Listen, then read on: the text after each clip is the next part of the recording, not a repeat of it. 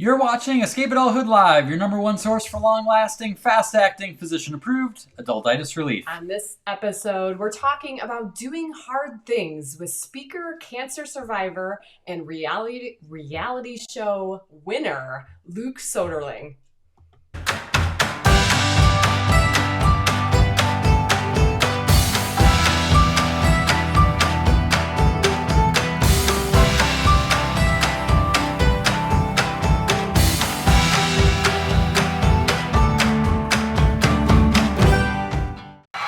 Greetings and salutations, everyone. This episode is brought to you by people like Sarah Cena, Renee Webb, and Martha Henderson.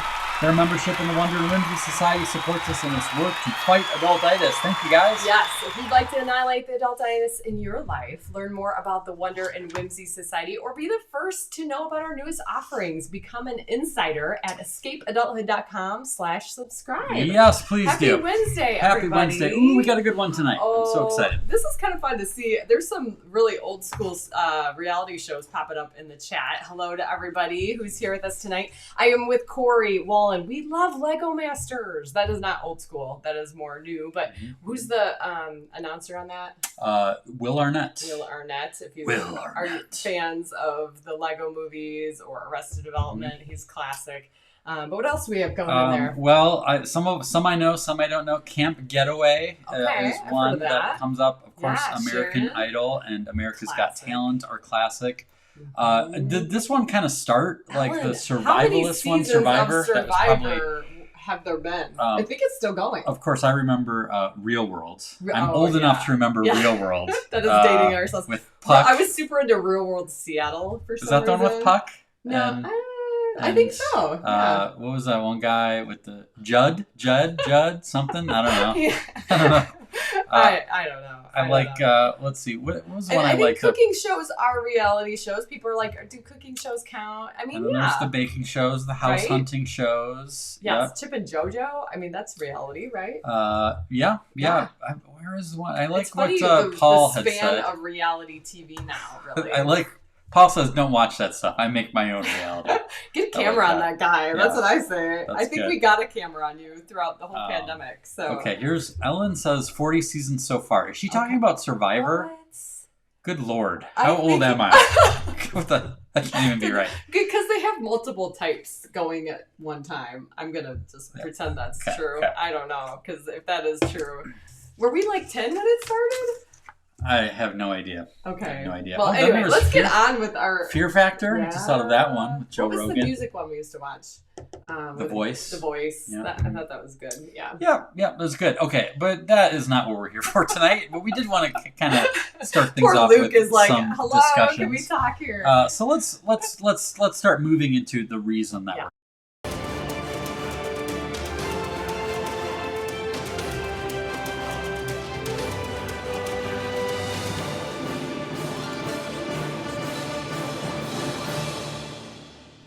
All right. Well, we got a lot of discussion going on in reality TV shows, but today we're very excited to have with us a person who's on his own reality TV show, Yes. like lived it. Yes. No No joke, was the you guys. star. Yeah. And not only the star, but the winner. So in 2017, Luke Soderling. Take on the No, I wheel. want to do that yet. Let's do this first. All right. Here he is. Let's show a picture.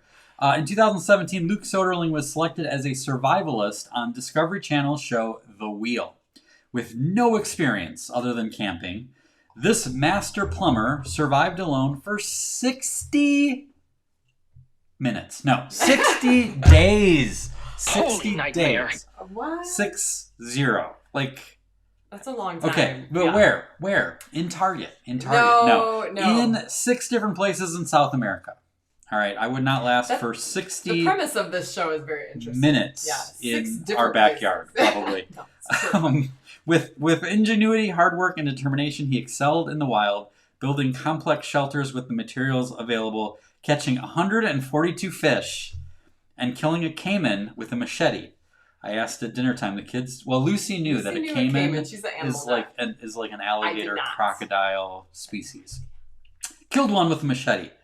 His drive and determination in wilderness survival is only outpaced by the grit and determination he showed as he beat stage 3 thyroid cancer in 2013. Whoa. Pretty impressive. I have a little video that I want to share that'll give you a gist of what Luke's adventure was like. So let's hit that. I take on the wheel to show the world and my kids that there's life after cancer, that you don't have to quit. It's going to be a long 60 days. My strength is being resourceful, being able to make whatever I want, and Amazon is great for having a lot of resources. Not bad for a plumber. Look at the teeth on that fish. Ow! Ow! Something just reached up and bit me. Bug just bit me all over my legs. They itch like you wouldn't believe.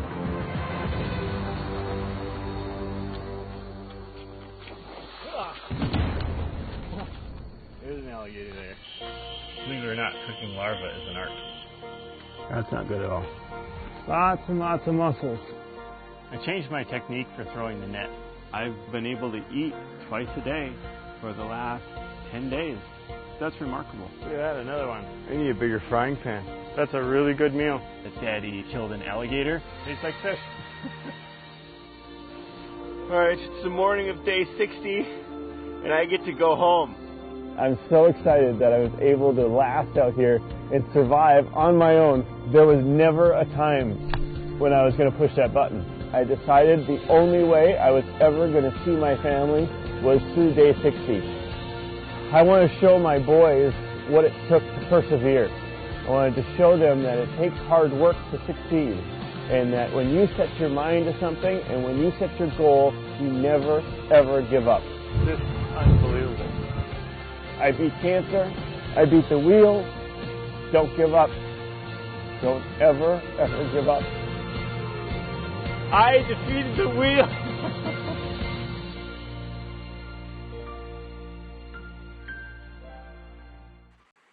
Luke Soderling, thank you so much for being with you. It's a pleasure to have you here, sir. Hey, well, thanks for having me, guys. It's exciting. I love to be able to share my story with you guys, and especially fellow crazy people who like these sort of shows. Yes, it's great. Well, it's fantastic. I'm so impressed. There was the clip at the beginning of the video where you like got bit and you're like, ow, ow, ow. Like that would be me the entire time. Like, ow, ants, ow, ow. So what a great story. I just want to dive right in. I guess it was cool to have that video to give people kind of an idea if they haven't seen the show, like what the vibe was. But explain to us a little bit about the premise of the show and how you got to be a part of it. Sure. So it was a very unique show. Discovery Channel has never done anything like this before, and they've actually never done anything since. It was one of the most expensive shows they've ever done. They had 6 people from average walks of life, right? So I was Luke the plumber. They had a fitness model. They had an ex-Marine. They had a wrestler, just all these different people. And they went and dropped us off in 6 different places around South America and left us there. They said, good luck. You're on your own. I had to find my own food, my own water, my own shelter with no resupply for 60 days. This is the shirt I got to wear. This is it, actually, right here. This is the shirt. I had one change of clothes. And believe it or not, this is all chance, but I realized when I was getting dressed to come over here that I'm actually wearing the same underwear that I wore for 60 days while I was on the show. Wow. I managed to keep those. My wife has tried to throw them away many times, but I've held on to them. They're a good pair of Duluth Trading Company underwear. You know, there you got go. a lot of life left in them. You know, so. It does not surprise me that lasted. Yeah. The trip, exactly. right? So the crazy thing about this was that they drop you off in these crazy places, right? The first place they sent me was the Amazon. And I knew that the whole challenge was 60 days, but I didn't know how long I would be in any location. Mm-hmm. I also didn't know I was going to South America until a week before I got there. So I had no ability to prepare. I had no idea what the 6 zones would be. So in the Amazon, I didn't know whether I should really build a big shelter there or not, how long I would be there.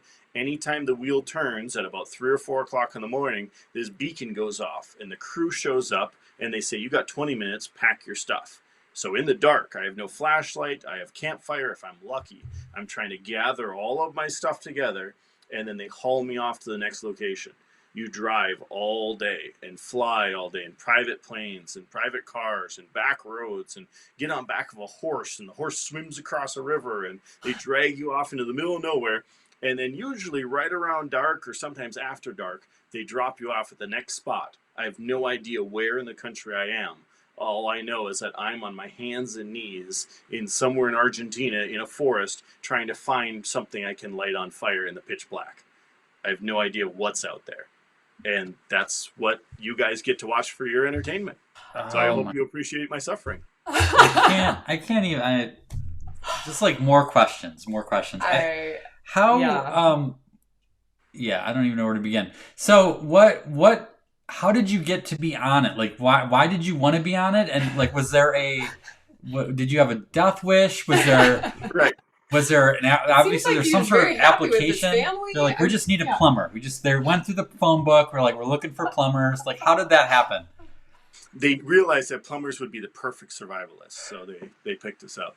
No, the truth is that I signed up for a different show. It was called Top Shot. It was a shooting competition show on History Channel. I was doing a lot of that at the time. And I must have made the short list because after that show got canceled, they kept emailing me with other shows. And they'd say, what about this one? What about this one? None of them were really that interesting to me.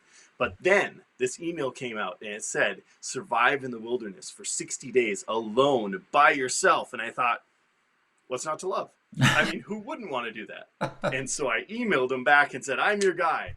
And then I went and told my wife what I'd done.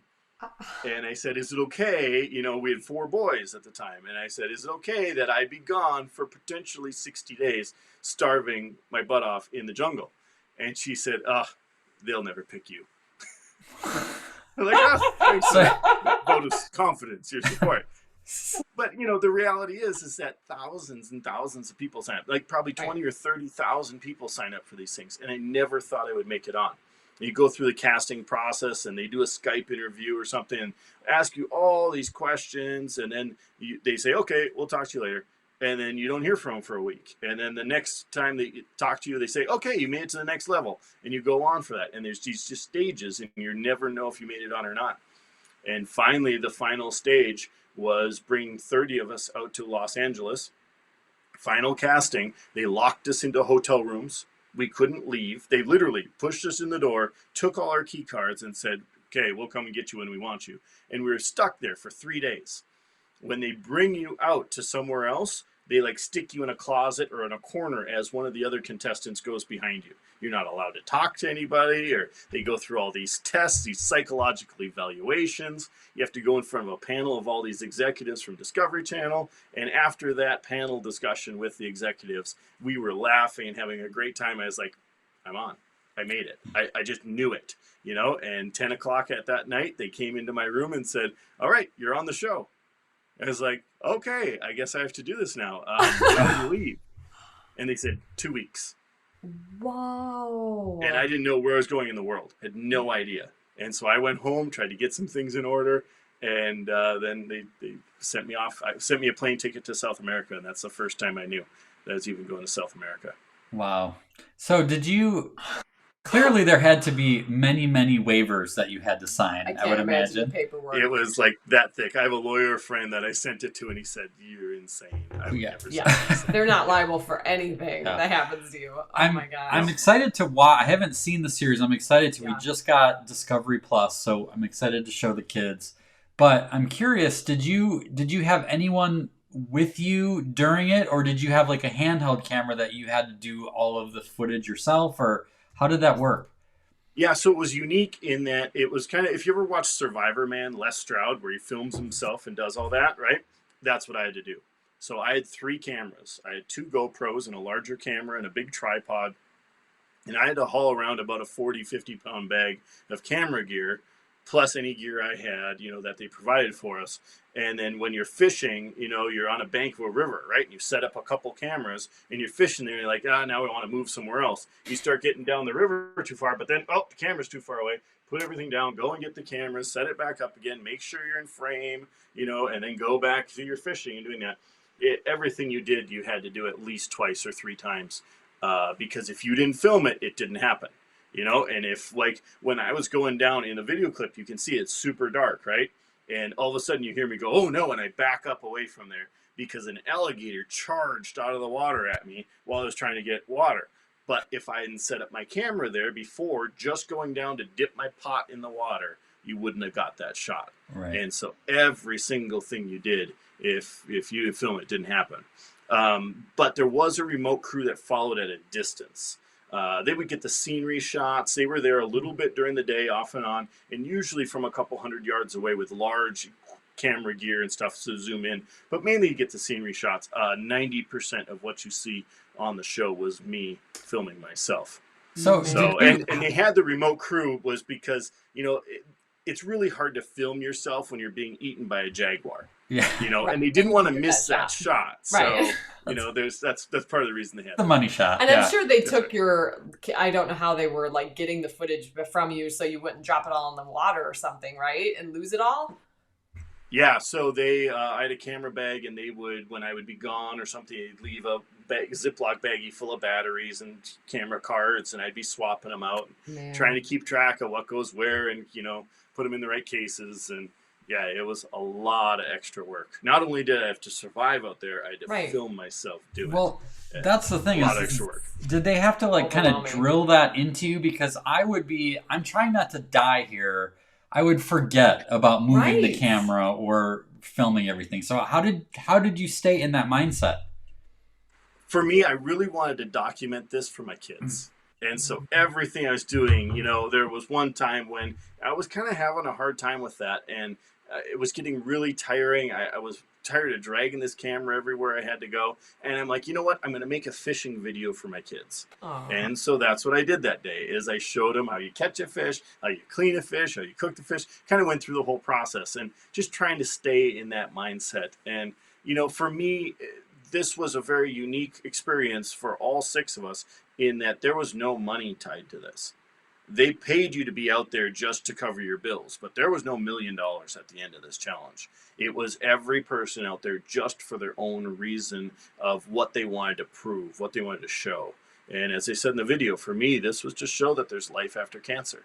You don't have to quit. You don't give up. You keep fighting and keep moving forward. And that's what has been so rewarding after this is I've been able to go and share that story more. And I was in London a couple of years ago. I've been able to travel all over the country and be able to talk about how we never quit, we never give up, and you keep fighting and keep pushing on.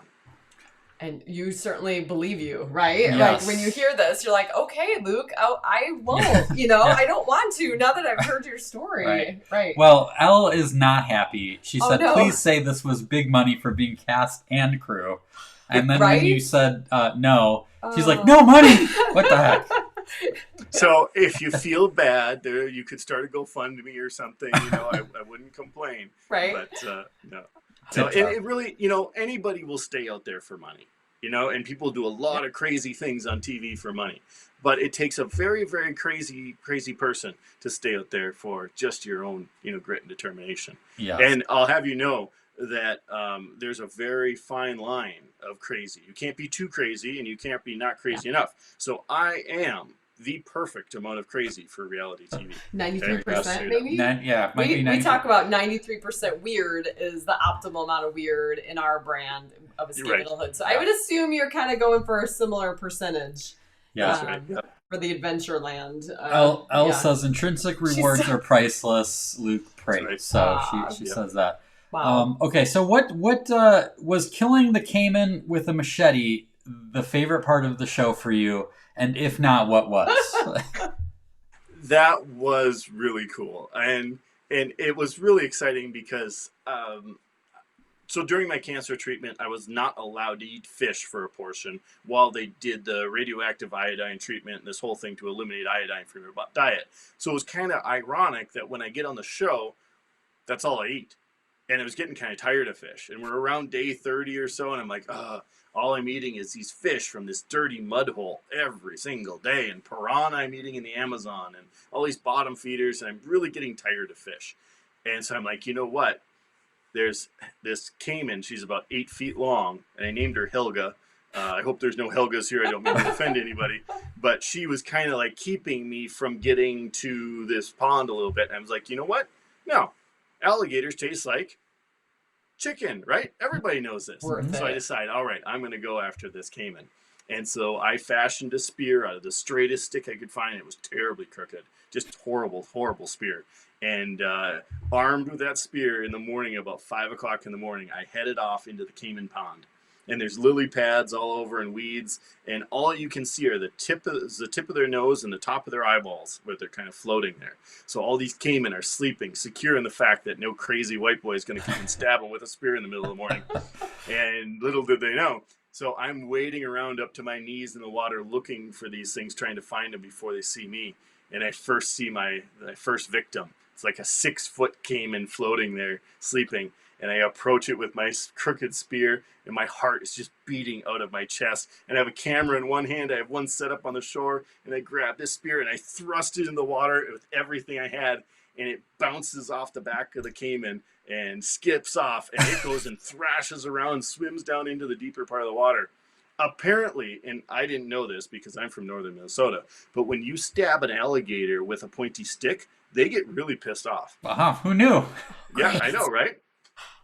So over and over, I was trying this, and it's like trying to stab a mossy rolling log in the water. It's just impossible.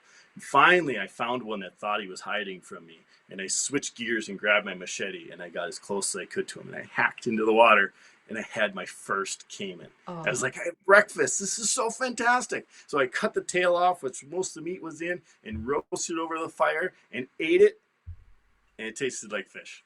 Oh! I was so disappointed. But, it was one of the big lessons I learned out there is that you have to be thankful.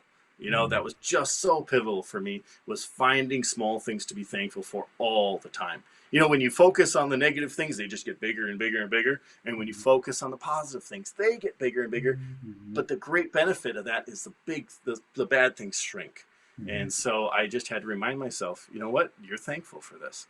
And that was a huge lesson for me. That's awesome. Wow. You're very eager to be part of the show, obviously very confident, even though, your wife wasn't confident you'd get picked. I assume she was confident you'd survive, I hope. But what did you learn about yourself in the experience? I learned that I was a lot stronger than I thought I was. And when I came back, it was really interesting for me to kind of look at how soft we are, and I also learned that I knew a lot more than I thought. And I attribute that to many of the men in my life that invested in me when I was young. And they taught me things and took us fishing and hunting and, camping and all these different things. And my father and all these other godly men that I had in my life that really were a big part of that. And so when I got back, I said, you know what, I want to do that same thing. I want to do that for my boys. I want to be able to provide that opportunity for other boys out there. And so in the capacities that I've been able to, we've been trying to do that more and more. That's awesome. What a cool thing for those watching to be able to hear and maybe be inspired in a new way to say, man, I kind of have some people in my life I could pour into, I could share what I know, like you said, because that just keeps going, that just keeps giving, right? That's and right. Who knew that those people, if they would have known, all the things they taught you as a kid, that you would be in a situation like you got yourself into. Right. Yeah, exactly. Right? Yeah. Oh, man. Let's see. Corey wants to know what the button was about for if you wanted to bail. Did you have to carry it around like a temptation? I think that was mentioned in the video, right? Yeah, that's right. So we were given this little spot device, little GPS beacon. And it's kind of funny, when you first give you introduction, there's 2 little doors on there, and you flip them open. They said, flip this one open if you're being eaten by a jaguar. And we'll be there within 45 minutes or so. They'll call the National Guard, and I'll be halfway through the digestive system of a jaguar in 45 minutes. And then they said, if you don't need emergency help and you want to tap out, push this button. And then we'll come and get you when we can. They said we can be there within 3 days for sure. That's why they gave us 3 days worth of rations, which was a cup of rice, a cup of beans, and a little bit of trail mix. Really, all of us ate more than that for dinner tonight.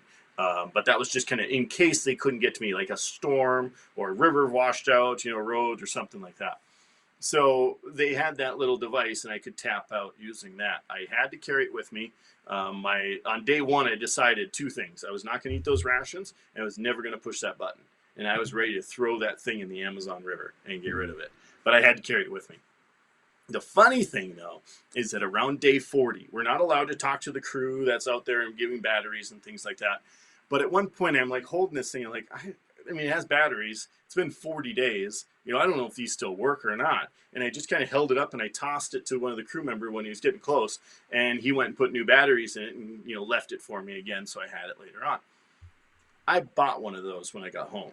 And I was like, that's really cool. I want one of those. So I bought it, went on a trip. You know how long the batteries last on those? 3 days. Oh. For 37 days, I had a brick that did nothing. What?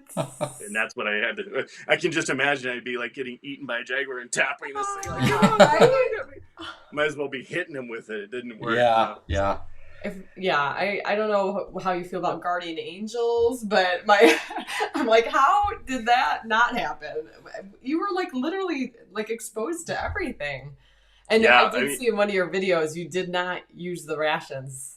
Right? It was day 53. I finally started to eat them. I'm like, well, I got a week left. I might as well. Yeah. You know? And I ate the little bit of trail mix that was in there. And there was some chocolate and a few craisins.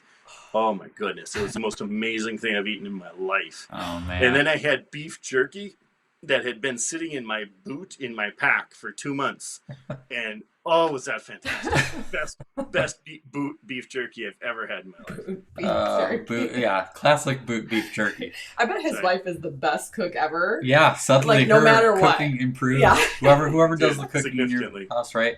What did it's almost like this is amazing to talk about, but you did beat cancer before that. What did that experience teach you going into this?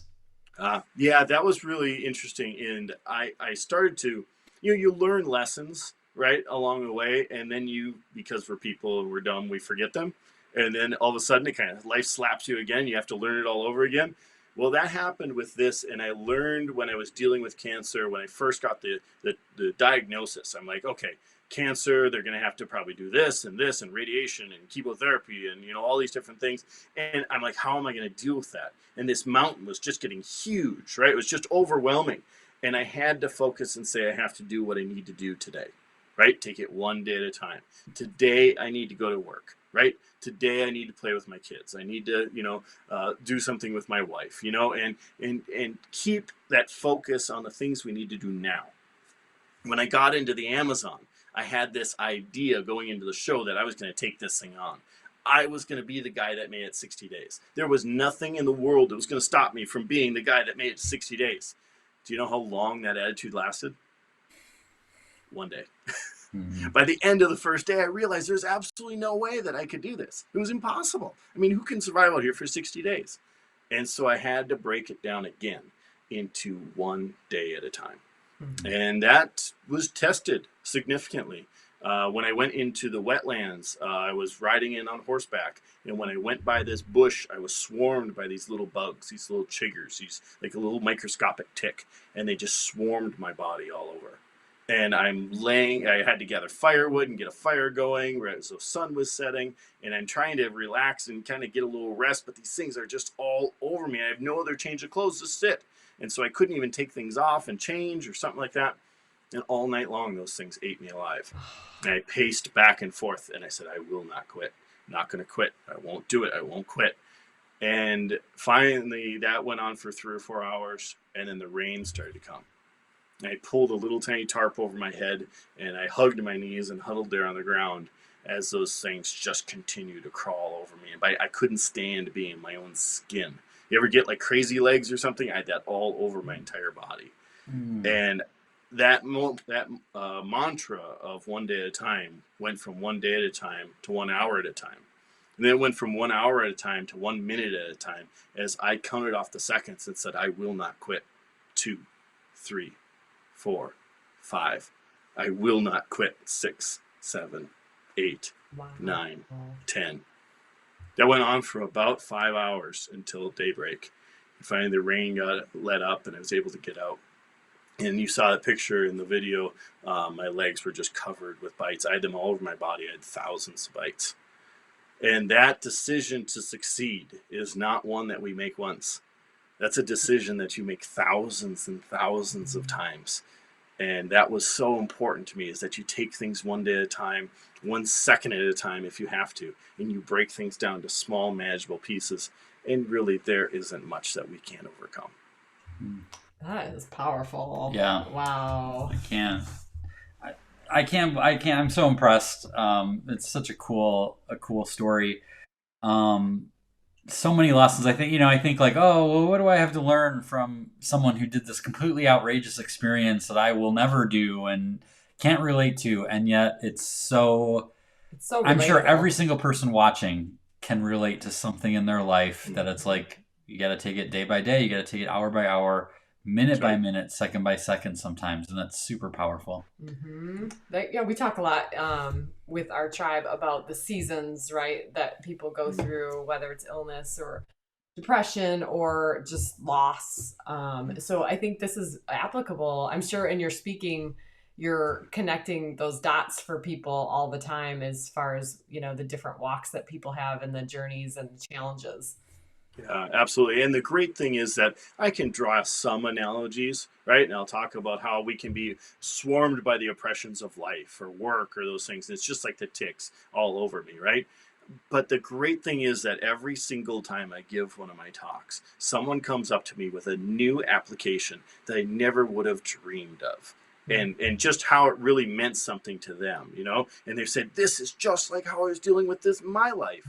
And that is the powerful thing about this, and really the thing that just keeps me coming back and wanting to be able to share the story with as many people as possible. That's cool. Do you have any other another favorite? I'm sure you have a million, but like, is there another favorite lesson that you're talking to people who are not going to be dropped in the Amazon for 60 days, but something that they can relate to?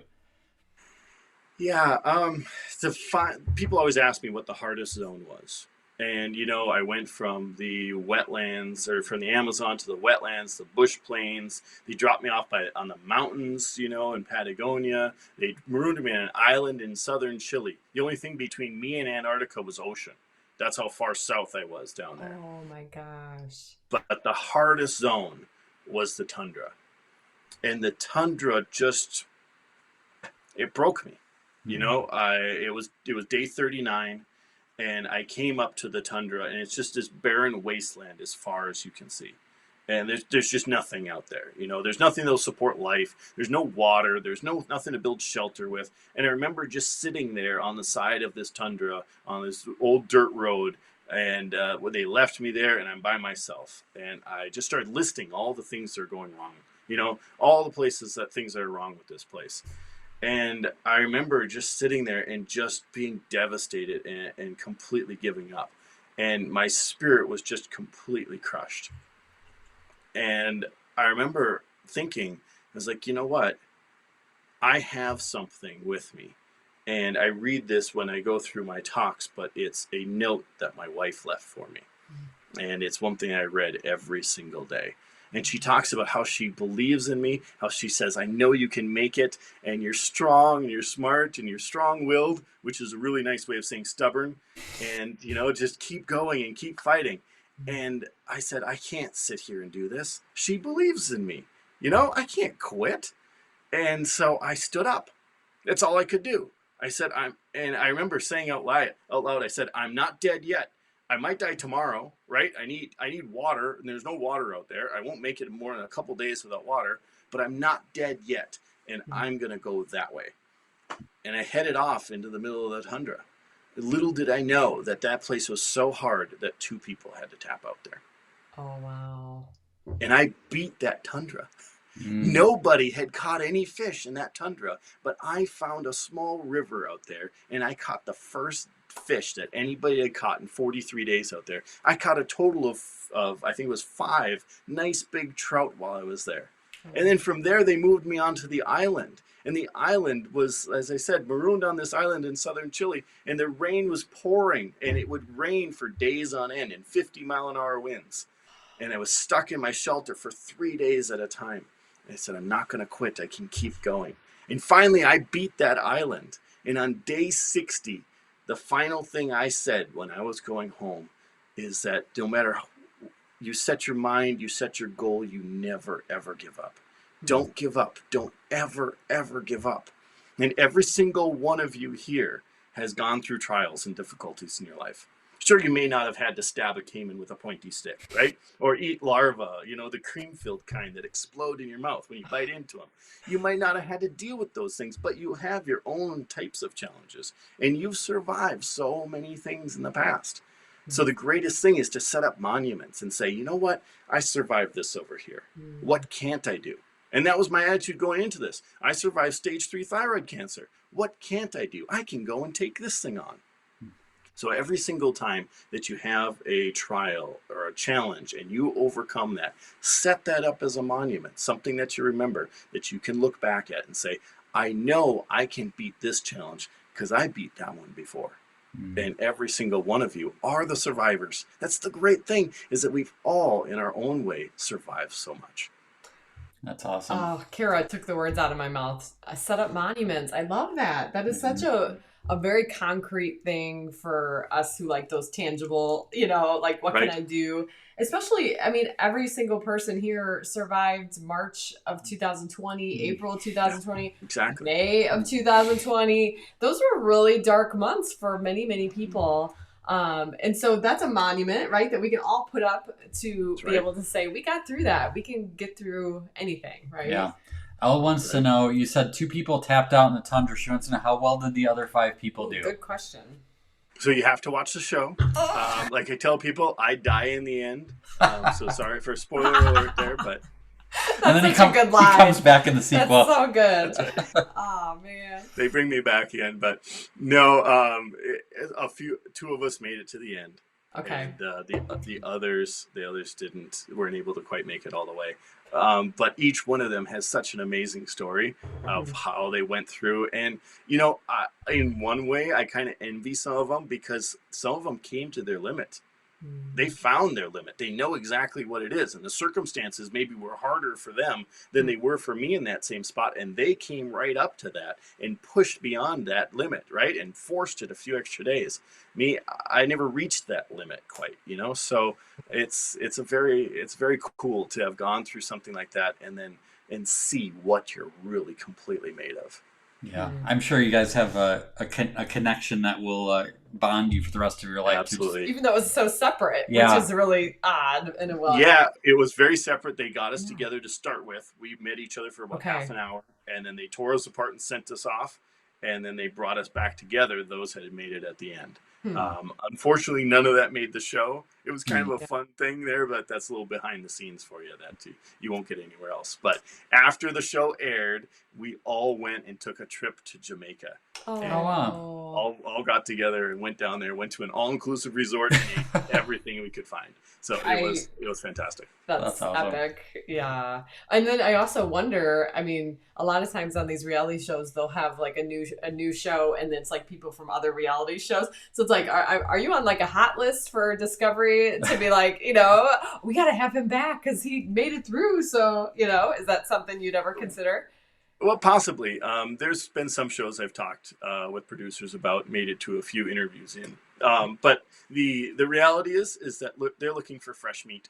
And so a lot of those, they want somebody who hasn't been there before and kind of the unknown aspect of it. So when you kind of win, it kind of puts, you get typecast as a winner and they don't necessarily, want that. So I'm all right with it. Then you just get to be a speaker. And, which is pretty epic in and of itself. Yeah, that's right. Kind of thing. So, yeah. Well, Luke, thank you so much for taking the time to be with us tonight. I know everyone loved it.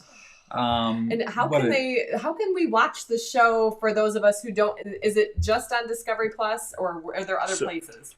You can get it on Discovery Plus. They have it for free on there. Also, it costs $11, but you can find it on Amazon, called The Wheel. Search for The Wheel TV show, and then you won't just get a whole bunch of wheels. Okay, because if you search on Amazon for wheels, you will get wheels. Okay, but The Wheel TV show. I must warn you, I spend an awful lot of time in my underwear. Okay, just as a heads up, kind of precaution there. My mother was so embarrassed after watching the show that she wouldn't go out into public for about 2 weeks. She said, "Didn't you have pants?" I said, "Well, yeah, but it was hot." These are really good underwear, too. At least you were not naked and afraid, Yeah, exactly. So, yeah, you can check it out on there. Also, follow me on Instagram at Luke Soder there, and my website is lukesoderling.com. I have a few videos on there that I put out, a few other videos of my talks and presentations, so you can kind of check out some of those as well. Also, check me out on YouTube. I have over 10 million views on YouTube on some of my videos, so check those out, and love to be able to stay in touch with everybody. And I know we hinted at this, but you are the dad of 5 boys. So if Right. that all that you just talked about is probably prepared you for that as well, because that is legit adventure I will every not give single up. day, right? I will That's not right. give up. I will not give up. quit. I say will that not every quit. single day. Yeah. Well, thank you so much, Luke. It's been a pleasure, and it's been an honor to have you on to share your experience. Thank you so much. Yeah, we You can't bet. wait. We're gonna be tuning in, and we're queuing up this show like Yep. pronto. There you go. You know that you've arrived in life when people binge watch you. Yes, we are binge Okay. watching you, and then we're gonna stalk you on Instagram. So There you go, And just a reminder that if you ever watch a survival show, you must be snacking while you Okay. watch a starve. That's a Good to rule. know. Craisins. Craisins That's right. and chocolate. Craisins, fish, alligator, anything you can Yeah. find. All right, Luke. This Have is yourself great. a good night. Thank you Take so care, much. guys. Thank you very Take much. care. Thanks, Luke. Bye.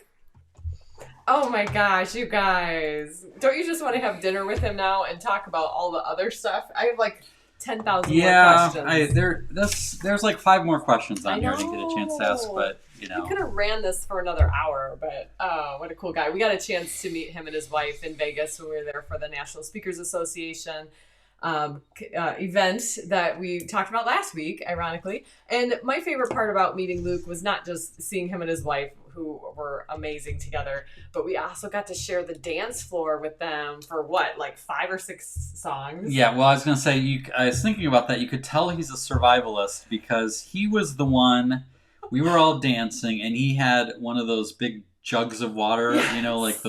like that they have at the office. Yeah, like he turned it over. And he's head upside down, and he's pouring out water for everyone to drink to keep us Which hydrated. is so on brand, Yeah. Luke, because we were all like, out of shape, and who has danced on a dance floor in, 16 months or whatever, at least. And so, yeah, he was passing water out for everyone. And I think did he have his tie wrapped around his head at that point? Yes. So, there was good times. Yeah.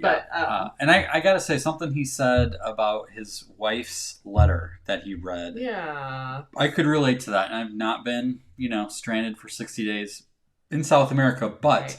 I know in our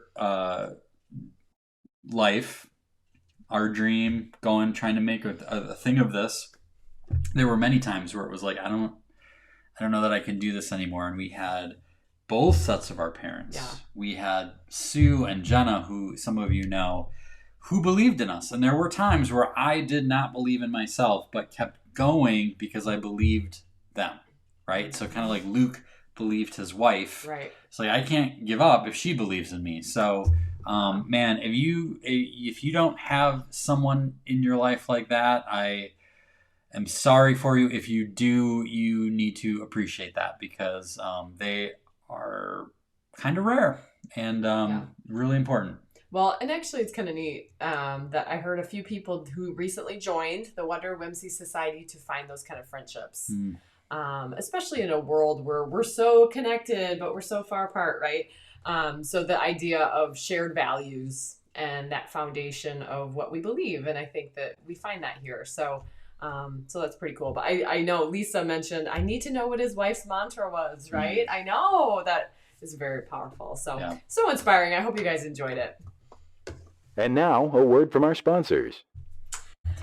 All right, real quick, I just wanted to share something. We don't talk about these very often, but we have a whole series of greeting cards, and I pulled out things that were kind of appropriate. So this is the Carry On greeting card, I love right? this image. But there's a couple here that I think are appropriate to this interview. This one is Not Sunk Yet. I just sent this card. Right? It's the battleship guy, and there's one more hole in there. It's like, I am not, what did Luke say? I'm not dead yet. Right. Right? I will not quit, which I was like, that is such a good book title. Yeah. Right? I will not quit. Here's another good one. Let's Go Places. It's kind of about the looking for adventure. What's ahead? How about this one? Best Adventures. Follow no maps. Hey, this is, you got some good ones Good. for And this then message tonight. probably, well, this one is appropriate for my monologue coming up. Dawn is coming. And then this is a good oldie but a goodie. Penguin Possible. Yeah, anything is possible. Everything is possible. Don't give up. So we have a bunch of greeting cards on our store at the lemonade stand.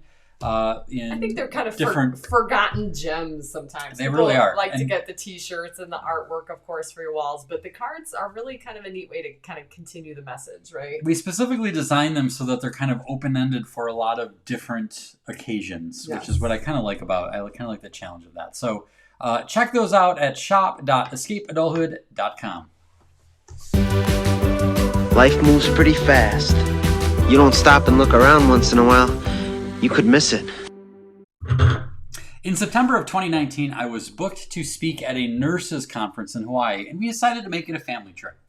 The gig was in Honolulu, but we spent the first week on the windward side of Oahu, in the shadow of the ridge overlooking Lanikai and Enchanted Lakes, suburbs of Kailua.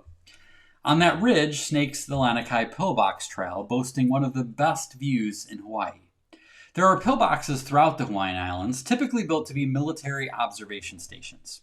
Now, although this particular one was built after the attack on Pearl Harbor in World War II, it is from this vantage point that you would have seen Japanese bombers approaching. Island residents reported seeing the aircraft appearing on the horizon and invading the island like a swarm of locusts. Tutu Man, the larger-than-life ukulele player who owned the rental property where we were staying, suggested we make the hike as a family. Now, I'd heard it was fairly challenging, but he was totally confident we could all handle it. He was also big, bold, brash, and a little prone to hyperbole, so I was a little bit skeptical. I decided to conduct a scouting mission and take the journey alone. So I scurried up the trail, analyzing the terrain through the eyes of a dad with a 10, 7, and 5-year-old. I concluded it would be hard, but it was doable. The view was spectacular, and I wanted them to experience it firsthand. The next morning at breakfast, prior to our family trek, I delivered a pep talk. I told my children that there were 3 things that they needed to know. It will be hard. You will skin your knee. You can do this. It will be hard. Optimism is essential to the success of any important undertaking, but it's vital to be honest with ourselves with a real appraisal of our situation. What are our weaknesses? Where are the blind spots? What are the potential roadblocks we'll encounter? This frank assessment allows us to improve our chances by planning accordingly. Our culture conditions us to expect easy. We look for quick fixes and instant gratification. We enjoy cruise control, fast food, and on-demand entertainment. Because of this, it's helpful to know that something will be hard before you begin. You may not fully grasp how hard it will actually be, but at least you won't be surprised when you encounter adversity and be tempted to quit before you've barely begun. My kids needed to know this wasn't a walk on the beach. Now, I am no mountain climber, marathon runner, or survivalist, but I have done hard things.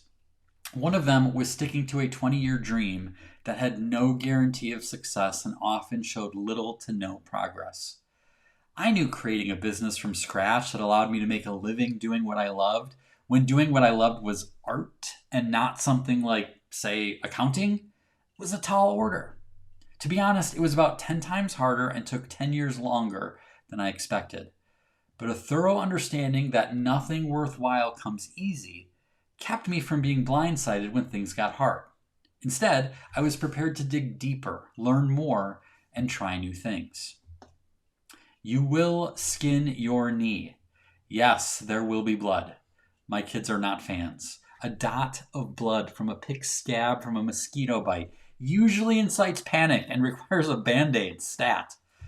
I figured it would be wise to give them a heads up about the potential bodily harm. Now, when it comes to your hard thing, you may not shed physical blood, but there is a painful price to be paid for anything of real value. You may lose friends. You may end up in debt. Your pride may take a pounding. You may have to live in a crappy apartment with no cable and no air conditioning for 6 years longer than you expected, while friends and family members are having kids, building nice homes, and going on nice vacations. Hypothetically. The point is, doing a hard thing hurts. It's likely you'll question your ability, your faith, and your sanity. But the most important thing to know is this. You can do this. I knew my kids were up to the task as long as they didn't quit when the going got tough or at the first sign of blood. I knew they would be stretched, but I also knew the reward would be worth it. Not just the view at the top, but the feeling they'd experience back at the bottom. The exhilarating sense of fulfillment that comes after doing something hard. When my own dream was still in doubt and my faith in myself wavered, I clung to the belief that I could do all things through God's strength. I can testify that there is no better feeling than to have been challenged to see what you're made of and come away impressed by what you discovered. And I wanted that for my kids, even if it was just a small taste. I'm happy to report that we made it to the top and back down again, relatively unscathed. It was hard. We did collect a few scrapes. There were tears, but we did it, and the view was tremendous. You too can do hard things. Maybe someone in your life has told you you're not good enough, smart enough, strong enough. They are wrong. Thomas Edison was closer to the truth when he said, if we did all the things we are capable of, we would literally astound ourselves. You can do hard things. You can climb that mountain, overcome that loss, make it through that divorce, achieve that childhood dream. You have a supernatural strength at your disposal, making you capable of more than you can possibly imagine. Don't fall into the trap of easy. Easy is overrated. It will be hard, and you will skin your knee, but you can do this. I love this message because I think there is a global fatigue happening right now more than ever. I thought that I could say that 6 months ago and that was going to be true. And here we are 6 months later saying it even more in a new way. And I think we need this reminder right now. So I appreciate the honesty of that. And I also have this kind of motivation to leave the excuses on the curb. Because I don't know, there's just a lot of excuses of why we can't do the hard things. Yeah. Right? Yeah, well, it's. I think it's a good reminder. It's a great reminder to hear all the stuff Luke said tonight. So hopefully that was an encouragement to you out there if you are facing a hard thing right now. But we do want to make something a little easy, and that is drawing. Yes. Let's draw. Let's draw.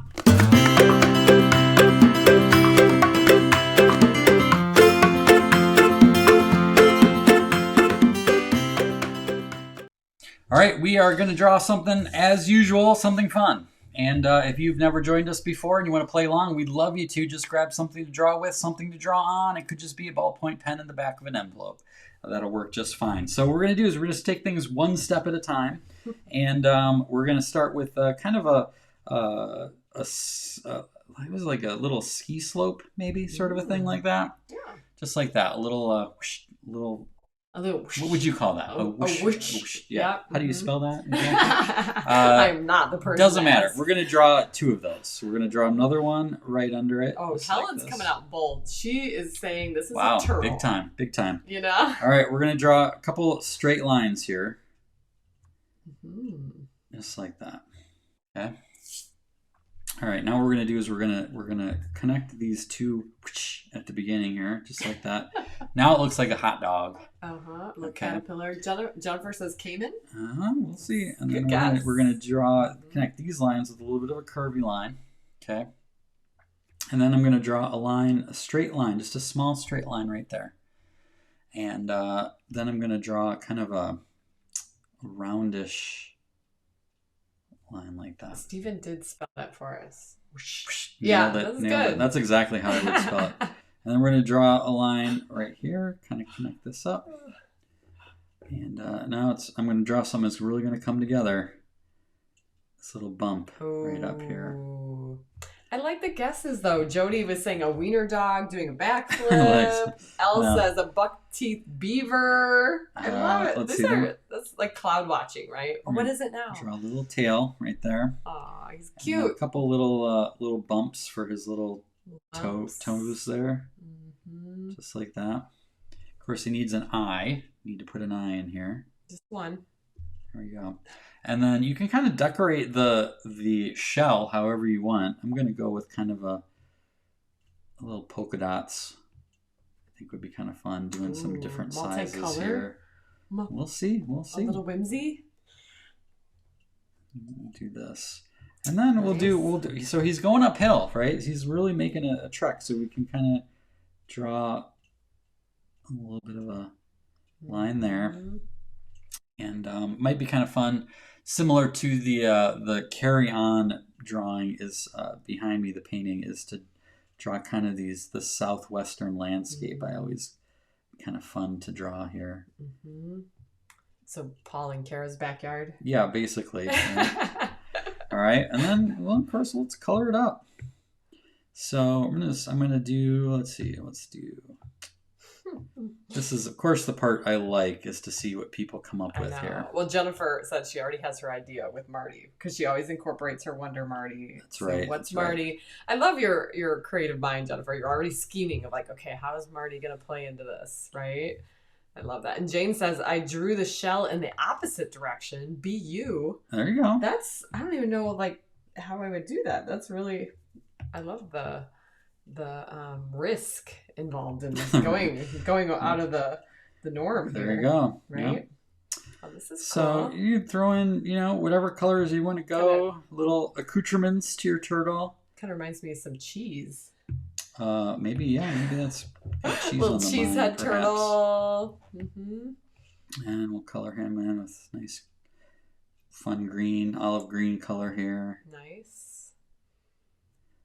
You want to give people a heads up on where they can find more of these if they're into this? Well, yeah. What show is tonight? 65? 65. Okay, so there are at least 65 Let's Draw episodes on our YouTube channel, which is escapeadulthood.com. No, I'm sorry, YouTube. YouTube.com/escapeadulthood.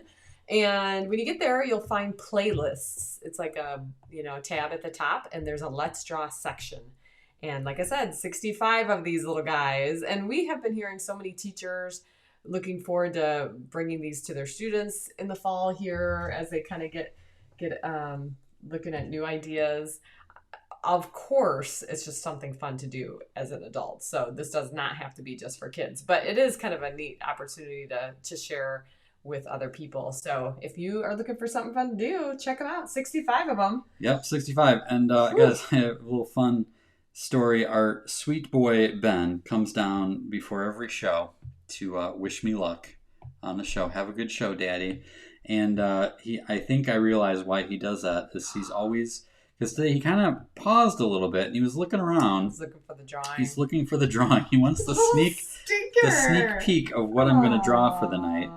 And but he says that to me too. He'll find me wherever I'm at. So, but I bet that is a little perk. He can kind of see what the drawing is for the night. Little extra bonus for we him. like to give him a hard time though, because they don't draw this stuff every week, which is funny. But we're always like, man, guess that tells us how much you guys care. You don't even drew the Let's Draw, and then they'll be like, oh, we will. We will. It's just the little teasing games we play. So here's a fun little thing. I love the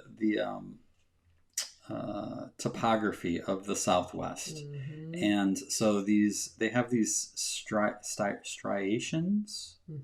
Easy for me to say, and this is kind of a little fun way to be able to kind of get that effect. Yeah, that's cool. It's just making like little stripes here that give you that sense of how it looks. Nice. And Stephen says Ben rocks, and I'm remembering the message you sent me, Ben or Stephen, to share with the kids. So thank you for that. I will send that over.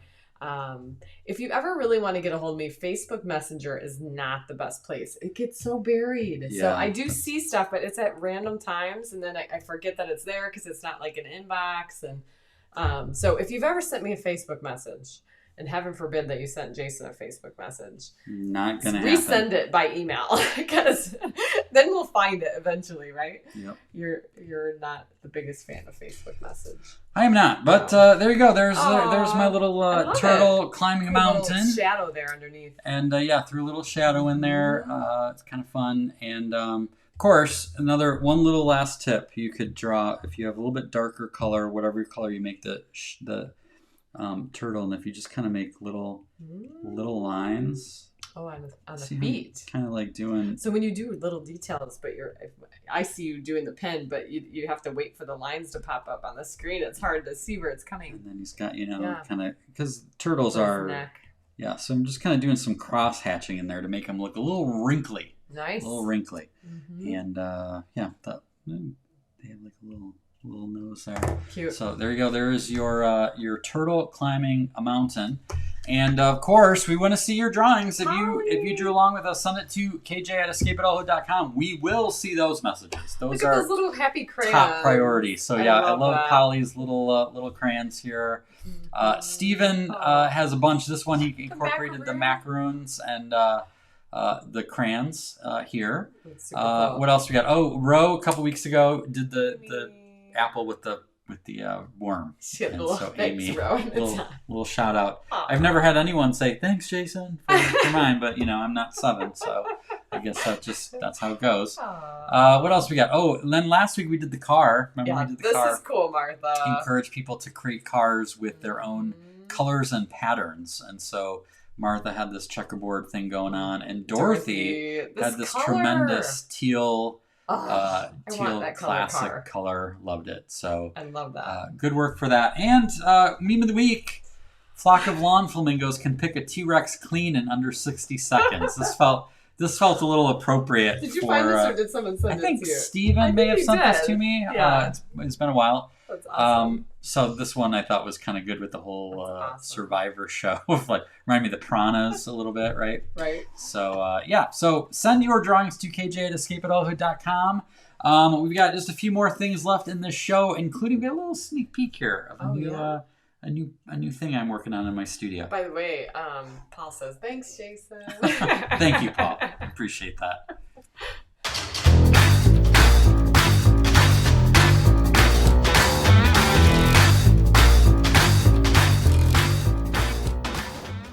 I see a new picture up on your iPad. What's going on? Yeah, well, some astute fans might recognize this goat in the Wonder Hunt deck of cards. This is a famous goat in our family, this photo, and I've been wanting to do a painting of it for a long time. But I wanted to show something kind of different that I don't usually do. So I'm working on a bigger canvas today than I have been recently. And the challenge is to transfer the drawing, get the drawing on the canvas. What I often do is I'll either draw something freehand, or if it's really big, I'll use a projector and project my drawing onto the canvas so it works out. Now in this case, it's somewhat tricky for me on a big canvas to draw something that's small, bigger, to get all of the proportions right. So one timeless technique that artists use is a grid to help transfer something to a larger scale. So if you zoom in close here, you'll see I have a grid overlaid, 16 squares there. Sure. On that. And then basically what I did is this is a 24 by 24 canvas, so I have 16 squares, and then basically I can look at each individual square and get an idea, kind of chunking it down, so I can get an idea instead of trying to draw the whole thing. Yeah. I can look square by square. So it's not perfect, and if I wanted to be even more detailed, I could do even more squares and make them even tinier. But this is a technique that I have not used in a long time, but I thought it would be kind of fun to show how I transfer my drawing or the image to the canvas to get started. So it's definitely something you see in like how to draw books. Yep. Right? Mm-hmm. So it's kind of interesting to see you're applying it here in this way. Yep. And in the old days when Leonardo da Vinci and those guys didn't have projectors to plug in, this was the technique that they often used. Huh. Very interesting. Yeah, Jennifer says gridding. Is that the official name?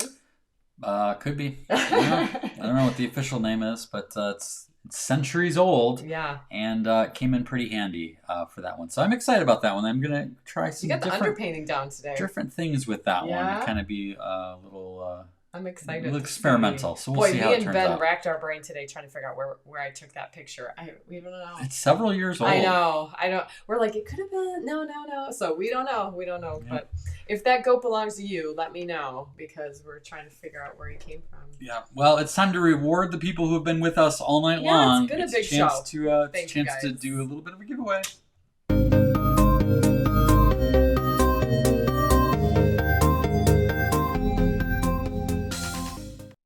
All right, you guys, here's what I want to know. If you were stranded on an island, say, Chile, not too far away from Antarctica, and you could only have one item to help you fight adultitis. Ooh. I'm not concerned about water or machetes or rations. I'm talking about something important. What would be the one item that you would want to have with you to help you fight adultitis? Ooh. What would it be? So enter that in the chat. And what can they win if they play along? Yes, we have this delightful, wonderful $10 gift card to our lemonade stand, our online store. Last week's winner was Deb Beer. Congratulations to Deb. We always have fun giving these out. So, yes, this could be yours. Let's hear what your adultitis fighting item would be. How about you? I need you to come strong. It's late, especially the East Coast. I feel like a squirt gun would be kind of nice. You'd be able to keep refilling it.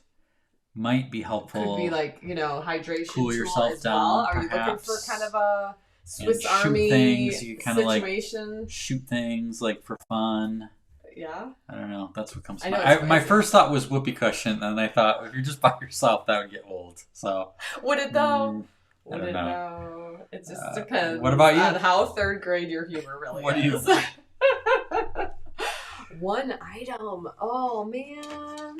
Part of me thinks it would be fun do it, and this is totally like a Tom Hanks is it Castaway? Castaway. Castaway is to do like Wonder Marty or something. Well, like a little companion. Lisa said Marty, right? So she's on that. Deb, good to have you back, Deb. Bubbles. That's a good pick. Yeah. Joy. Dorothy, Sock Monkey. That's like Wilson. That's Wilson on Castaway. You'd have a companion there. Right. I'm kind of with Christy's you on that. with the whoopee cushion. Yeah. See, every time. Hey, this ain't bad. A hammock. Ooh. I like that. Very good. It's very versatile. Tom wants a baseball bat. Sheesh. Tom thinks if he just enters baseball bat for every giveaway, he just automatically wins. That's his go-to answer. Say that was epic, right? Paul, a really good joke book. Ooh, really good joke book. See, Ben will help you pick it out at the library because he's really good at that. Googly eyes. Ooh, that would be kind of fun. All the trees when someone finally rescues you, and then you just see googly eyes on everything. That's kind of cool, Brittany. I like that. How about Koosh Ball? Oh yeah, they help. No, this is good. Calvin Hobbes collection. Heather. That holds up. That's legit. Holds up. Yeah. Paint. I like that. Like we're going with that. Gina, good. Yep. Deck of cards. Yeah. Solid. Pass the time. Solid. How many games can you play with that, right? Jump rope. Nice. Jump rope. Mm-hmm. Wonder Hunt deck. There you go. Angela, pitter-patter.